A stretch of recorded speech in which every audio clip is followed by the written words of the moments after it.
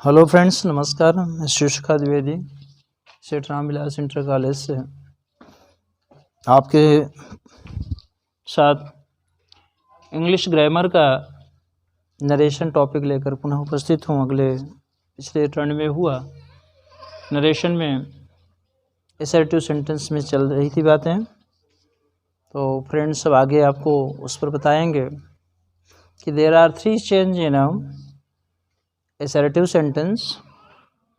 First,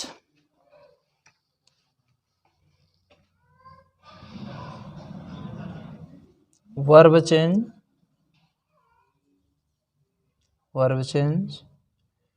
दूसरा, pronoun change.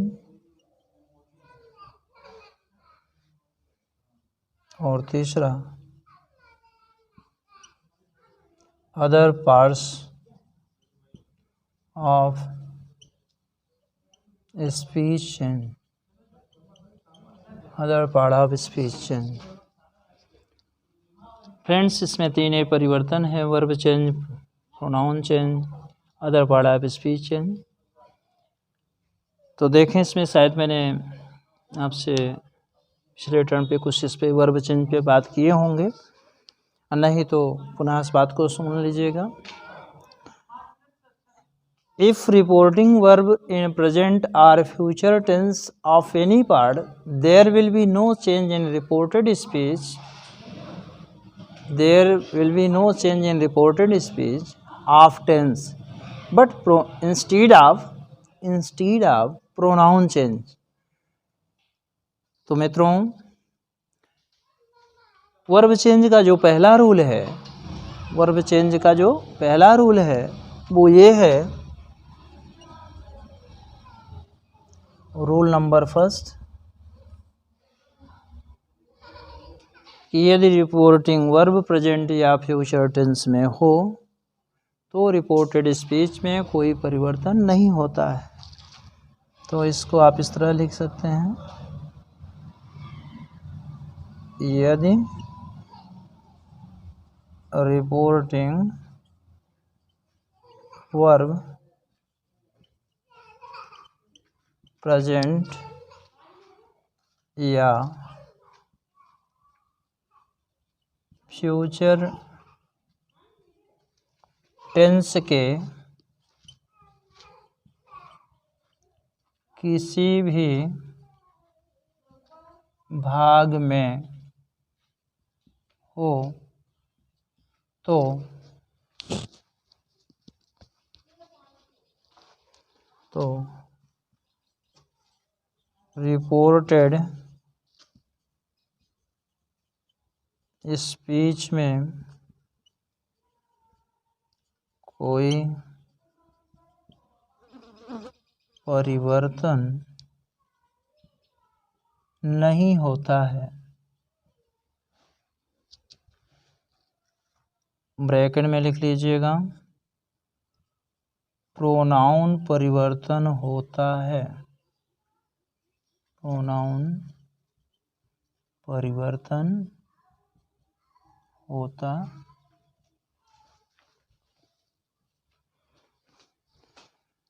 देखें friends, मैंने आपको लिखा है रिपोर्टिंग वर्ब प्रेजेंट या फ्यूचर टेंस के किसी भी भाग में हो तो रिपोर्टेड स्पीच में कोई परिवर्तन नहीं होता। कोई परिवर्तन न होने का मतलब टेंस परिवर्तन नहीं होता है, बाकी प्रोनाउन परिवर्तन होता है। जैसा मैंने चर्चा आपसे किया कि pronoun change first and all होता है स्टैंडर्ड बुक में, तो इसको हमें माइंड में रखना पड़ेगा। कहीं पर दिया है प्रोनाउन तो उसको हमको चेंज करना है।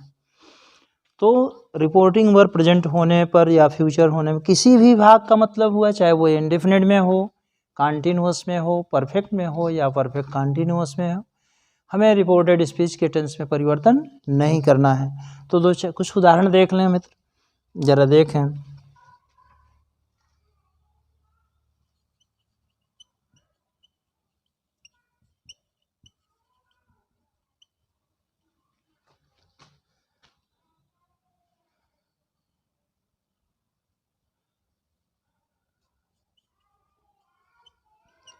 Ram is a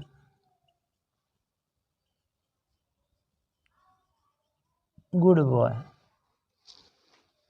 देखें फ्रेंड्स, यहाँ लिखा है सेज टू, इसको हम बदल देंगे टेल्स में, टेल्स हिम दैट कंजक्शन लगाए।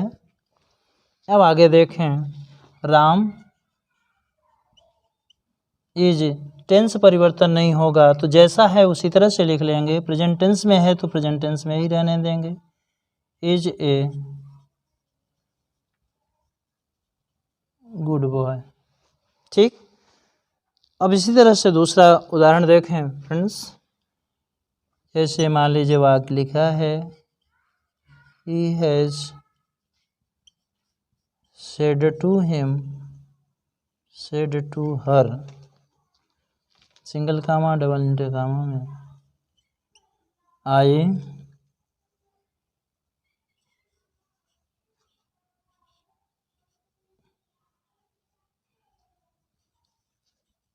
आई लव यू।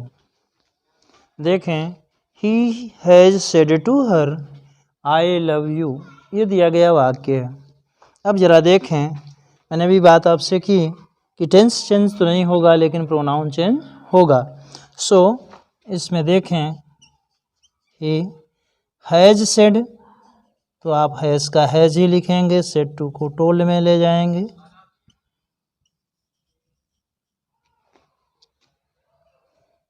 उसके बाद दैट कंजक्शन लगाए। अब आई को चेंज करेंगे ही के अकॉर्डिंग तो ही हो जाएगा।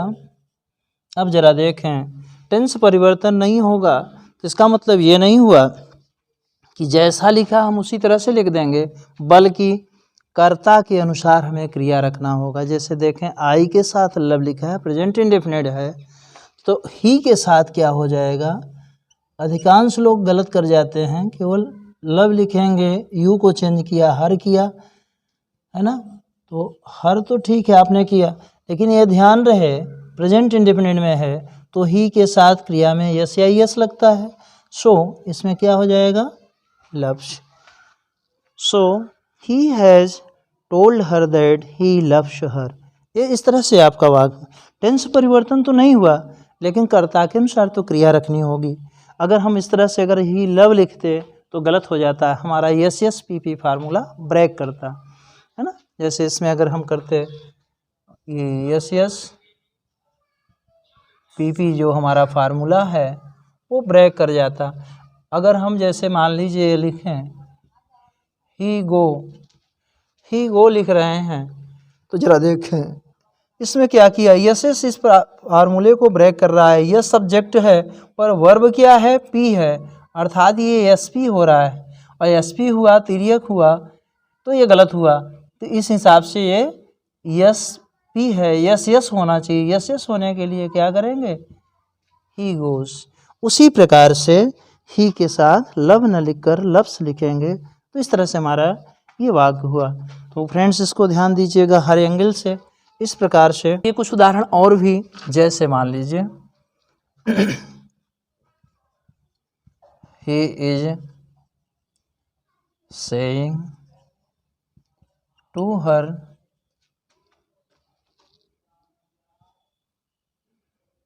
आई एम डूइंग माई वर्क। देखें फ्रेंड्स इस वाक्य को, he is saying to her. अब इसको हम क्या करेंगे, ही इज सेइंग, सेइंग को सेइंग टू है, अकेले सेइंग होता कोई बात नहीं, सेइंग टू है it means telling her that लगाए। अब आई को चेंज किया ही के अकॉर्डिंग, पुनः ही हुआ। अब ही के अनुसार सहायक क्रिया रखेंगे, टेंस परिवर्तन नहीं करना है और कर्ता के अनुसार क्रिया रखनी है। तो ही इज, अब क्या होगा, डूइंग। माई लिखा है, प्रोनाउन चेंज है कि फर्स्ट पर्सन प्रोनाउन आया हो तो it would be change according to subject of reporting speech, तो ही के अनुसार चेंज हो जाएगा। तो इसको करेंगे तो क्या हो जाएगा, हिज वर्क। ठीक, इसी प्रकार से एक आध फ्यूचर के भी उदाहरण ले लें। जैसे मान लीजिए शी विल से डबल इंटर कामा में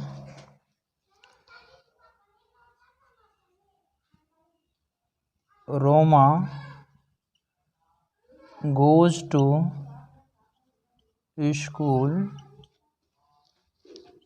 डेली। अब जरा देखें फ्रेंड्स, इसमें भी कुछ नहीं करना है, सिर्फ आपको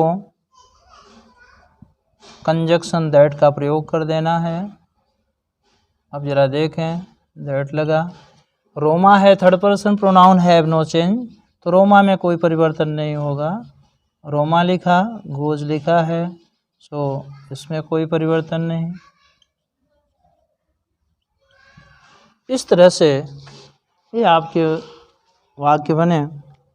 तो कहने का सेंस ये है कि रिपोर्टिंग वर्ब चाहे प्रेजेंट के किसी पार्ट में हो, इंडेफिनिट में हो, कॉन्टिन्यूअस में हो, परफेक्ट में हो, परफेक्ट कॉन्टिन्यूअस में हो, उसी तरह से फ्यूचर चाहे फ्यूचर इंडेफिनिट में हो, फ्यूचर कॉन्टिन्यूअस में हो, पर उसमें कोई परिवर्तन नहीं, रिपोर्टेड स्पीच में कोई परिवर्तन नहीं करना है, सिर्फ प्रोनाउन परिवर्तन करना है, उसके बाद कुछ नहीं। तो ये मित्र यह जो है वर्ब चेंज का पहला रूल है, ये वर्ब चेंज का पहला रूल है। तो इस प्रकार से आप इसमें जब अभ्यास करेंगे, ढेर सारे वाक्य आप देखेंगे कि आपकी जो हेल्पिंग बुक है उन सब में ऐसे वाक्य नहीं दिए होते, चूँकि जनरल लिखा, सेज टू करके दिया। अब एक आज जैसे आप देख लें जिसमें कि केवल सेज है, ऑब्जेक्ट नहीं है, उसमें ज़रा देखें उसमें कैसे होगा। जैसे मान लीजिए लिखा है कि he says single comma double inverted comma में लिखा I am a good student, I am a good student. अब ज़रा देखें, मैंने आपको लिखाया उस रूल में रिपोर्टिंग वर्ब वाले में कि पहला जो रूल था उसमें लिखा है कि सेज अकेले है, सेड अकेले है, तो उसमें परिवर्तन नहीं। तो इसमें सेज अकेले है, इसमें कोई परिवर्तन करने की आवश्यकता नहीं, सेज लिखा, दैट लिखेंगे, आई को चेंज किया अकॉर्डिंग टू ही, तो ही हो जाएगा। अब एम है आई के अनुसार, ही के अनुसार आप करेंगे तो इज हो जाएगा, अ गुड